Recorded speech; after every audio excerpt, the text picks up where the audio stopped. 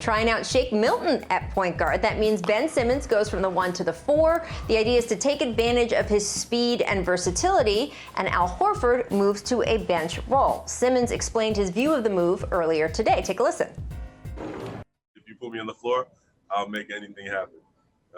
Whether it's plays, buckets, stops, I'll guard anybody 1 through 5. I run the floor, I can get to the rim, I can score the ball, and I make plays happen.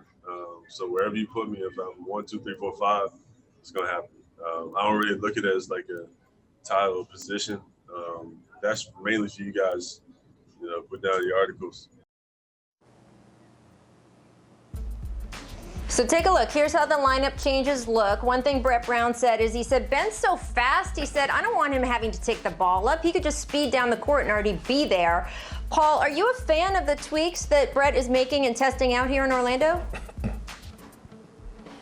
Yeah, I really like it. I think he can play a role similar to Giannis Antetokounmpo, a guy who can get the ball from time to time in transition. And look, he's at his best when he's operating in the paint. We know he's an effective post-up player. He can command double teams, and he's a great passer. And like I said, you can get him the ball in transition at times, but in the half court, I like him working down there on the block, doing work where he can take advantage of his size and athleticism and make great passes. And so I'm in favor of the move. I think the Sixers had to do something different. Because I just feel like what they were doing wasn't working. So maybe this will change their identity on how they operate on offense, and they can become more effective. You know what? The most important part of that piece that I just heard from Ben Simmons is that he's all in. And finally, thank you, Brett Brown, because I was so sick of hearing that, Ben Simmons and Joel, they can't play together. Yes, they can. They are two superstars. You got to find a way to make it work. And I applaud Brett Brown, finally, for making this adjustment. Because when you look at a guy like Ben Simmons, we all know, yes, he can't shoot the 3 ball. He can't shoot. But let's not focus on that one weakness, because he brings so much more to the table. Focus on his strengths. Put this guy in position to be successful. Have him go set high pick and rolls. Have him do dribble handoffs where he's rolling to the basket. Like Paul said, he's so effective down there on the low block with shooting his right and left hand jump hook. He's also a lob threat type guy. Have him playing the dunker spot. When you look back at the Oklahoma City Thunder a couple years ago when they were playing against the Houston Rockets, Billy Donovan did something unique. He put Andre Roberson at the 4 position, spaced the floor, and he had Andre Roberson being the role guy. That's how you make adjustments. That's how you make things work.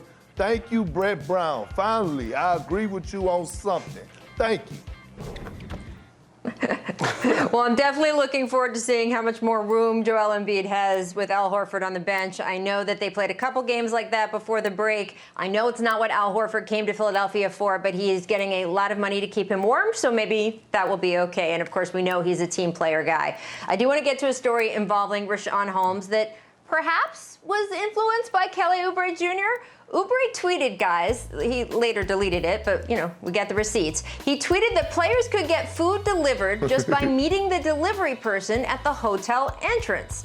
Well, Richuan Holmes announced yesterday that he has been tagged for breaching the bubble because he accidentally crossed the campus line for a food delivery. And after Oubre deleted the initial tweet, he responded, "Never mind. LOL." By the way, Rashawn's mom even got in on the act. This is what she tweeted. She said, "You only crossed the line for your mama's cooking."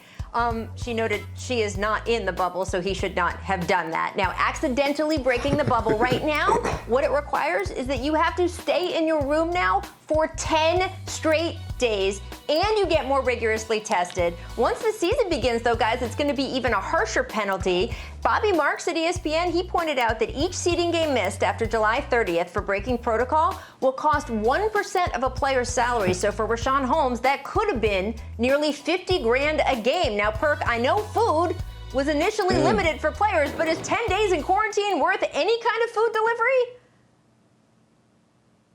No, not at all. Listen, and I love to eat, Rachel. You already know that. I love food. I love it. I need it like old people need soft shoes. But listen, The rules are in place for a reason, and I want to applaud the NBA, the Players Association, for enforcing the rules because, listen, the only way that this is going to work is if the players hold themselves accountable and do the right thing. That's all you have to do. Safety comes first. Listen, we want to watch basketball. Guys want to play basketball. Just follow the rules, follow the guidelines. And I'm glad that Adam Silver and the NBA are sticking to their guns and enforcing rules and enforcing these penalties because, yes, this is a serious matter that we're dealing with, and the NBA is standing on the front line for America's sports for as, starting the restart of it, and they want to make sure that this be successful as possible. It's not going to be perfect, but we can crown the champion if every player follows the rules. Yeah, I'm right there with you, Perk. But look, I'm glad this happened now so players can see that this is not a game. You know, somebody has to be made an example for everyone to take this serious because you know how players are. Sometimes they'll stretch the rules, bend the rules, and at times break them, like in this case. You know, and it's not easy being in a bubble. It's not easy being in quarantine for so many days. You want to get out the room. You want to step out the hotel. So I'm glad this happened now rather than later so other players can see, you know, not to take this as a game moving forward. You would hate to see come playoff time a key player did something as small as grab some food outside the hotel and be put in protocol during an important part of the playoffs. So it's good that it's happened now rather than later.